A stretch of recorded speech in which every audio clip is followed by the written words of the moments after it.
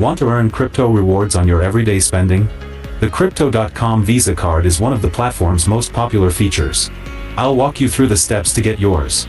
Welcome back to Guide with Samuel. This isn't a credit card, it's a prepaid debit card that gives you cashback in CRO. First, you need to stake a certain amount of CRO for 180 days.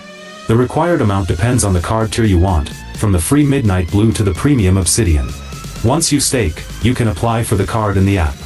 It will be physically shipped to you, but you often get a virtual card instantly to start using online.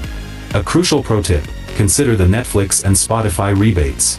The higher tier cards offer 100% rebates on these subscriptions paid with the card. Calculate if the CRO stake required is worth it for you based on these perks alone. They often make the upgrade a no-brainer. And just like that, you can turn your daily coffee purchase into a crypto investment. The Visa card seamlessly integrates crypto into your everyday life. Which card tier are you aiming for? For your final question, subscribe for our next video on how to buy crypto for beginners on Crypto.com.